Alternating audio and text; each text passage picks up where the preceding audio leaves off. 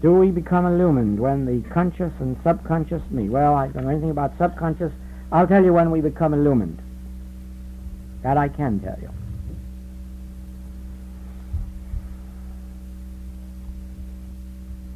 As we progress along the spiritual path, first place, we get onto the spiritual path not of our own accord.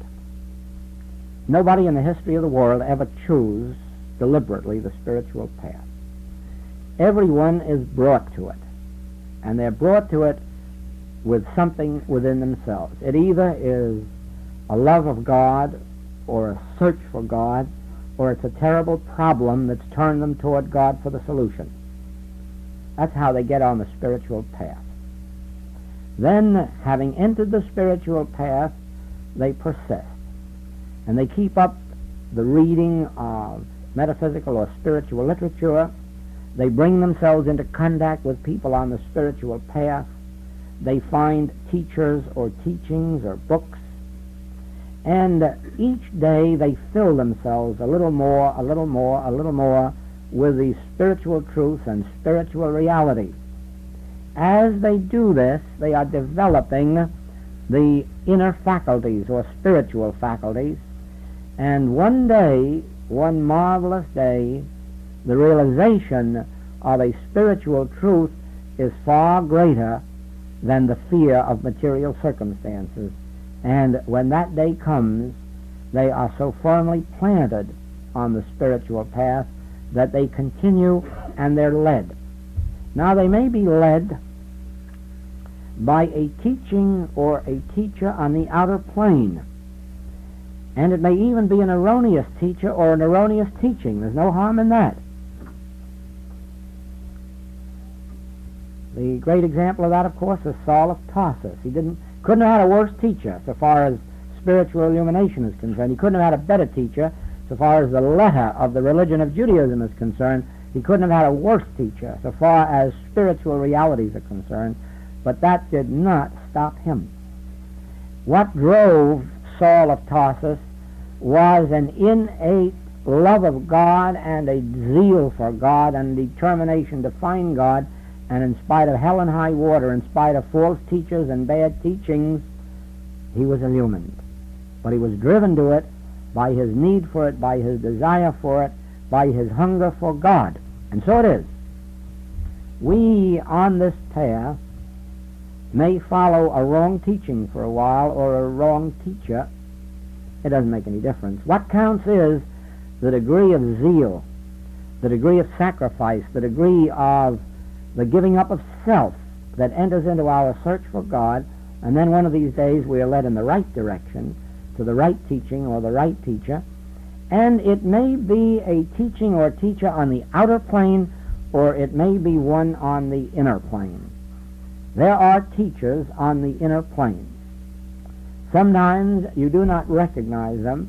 You merely take it as, such terms as a still small voice. You take it as something impersonal.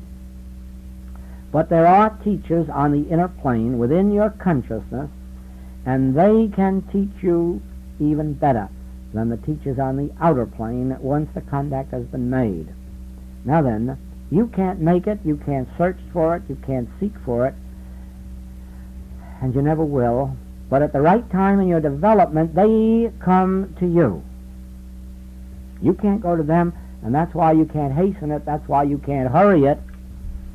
Can't do a thing about it, nor can you find them or seek them out. All you can do is take the books you've got today and study those. Go to the teachers you have today and study with them, and go into meditation. Live with spiritual literature.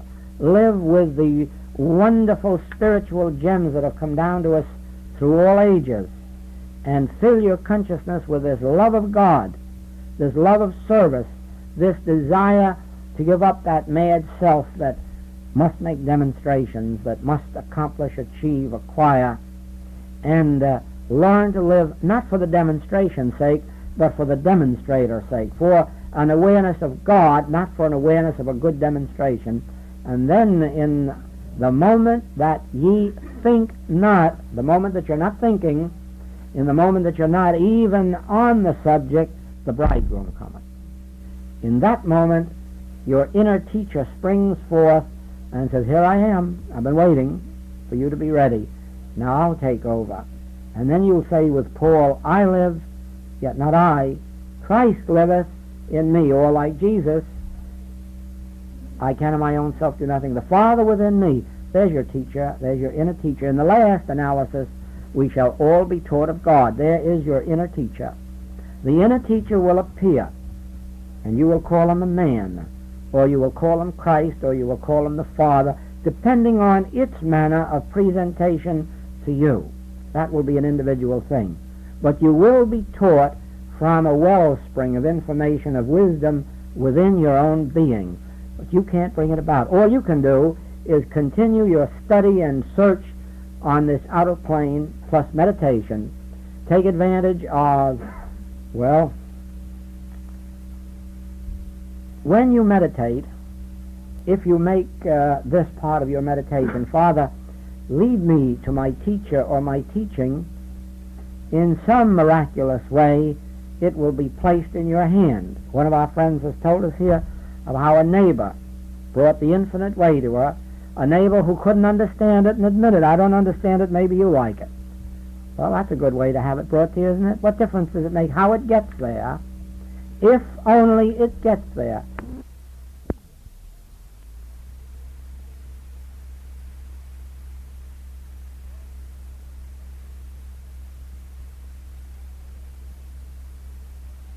Comes that way, or if a neighbor comes and brings the book to us, or in some other way, we get on the path. What counts is, what do we do after we get on the path? And that's what determines the rest. If we stick with it, if our curiosity to know God is greater than our desire just to make demonstrations, we make it inevitable that the day comes when we pass from purely material consciousness to spiritual consciousness, and then the teacher comes. And it may be a teacher on the outer plane, or it may be a teacher on the inner plane, or it may be a teacher on the outer plane for a while, and then a teacher on the inner plane. Each one's experience is different. I have never had a teacher on the outer plane. I had a Christian Science teacher, a class teacher, who just showed us the little things that we're supposed to learn in the books, but I don't call that spiritual teaching. A real spiritual teacher is the one who not only imparts the letter of truth, but keeps us with them long enough to raise us up in consciousness to where we can spiritually apprehend truth, and that can't be done in 12 days. Cannot be done. It is possible for people like we are here to have class and be illumined in a 1 week or 2 week class, but that's only because of the years of study and preparation that have gone before, and the fact that we sometimes find a spiritual teacher doing the teaching capable of opening that consciousness to us, just in the same way that the Christian Science practitioner in Detroit was the first one to give me the first trace of spiritual illumination. Now then, the illumination comes then when we have been on the path, and when we have come to the place of stopping the search for demonstration and started the search for the demonstrator, when we're no longer concerned with the gift but with the giver. Well, we have one last question. There is one power. Then are not all demonstrations upheld by this power, be they so-called good or bad? How could they be bad if there is only one power? There could be no such thing as a bad demonstration. And as a matter of fact, there is no such thing as bad. There is no such thing as evil. There is only good, and our misconception of that good at times, which through finite sense makes us call it evil.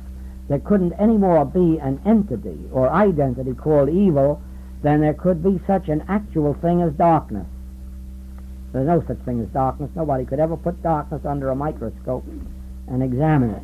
Darkness is nothing but an absence of light. There is no such thing as ignorance. You can't get a hold of a piece of ignorance and examine it. Ignorance is just the absence or seeming absence of intelligence. And so there is no such thing as evil.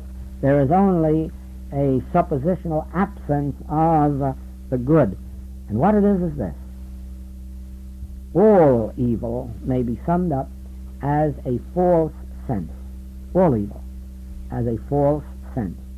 There is only good, but we can either entertain the true knowledge of it, or we can have a false sense of it. It's just as if there were a magnificent oil painting over here by a great master, and I, who know nothing about oil paintings, were to look at it and say, I wouldn't give you a dime a dozen. That would not be because of its lack of value. That would be because of my false sense of it. Or somebody playing a marvelous piece of music and my saying I don't want to hear it. It wouldn't be because the music isn't good. It's because I am entertaining a false sense of music. When that false sense is corrected in me, I see the painting as it is or hear the music as it is, and then say, why, it was good all the time. Thank you.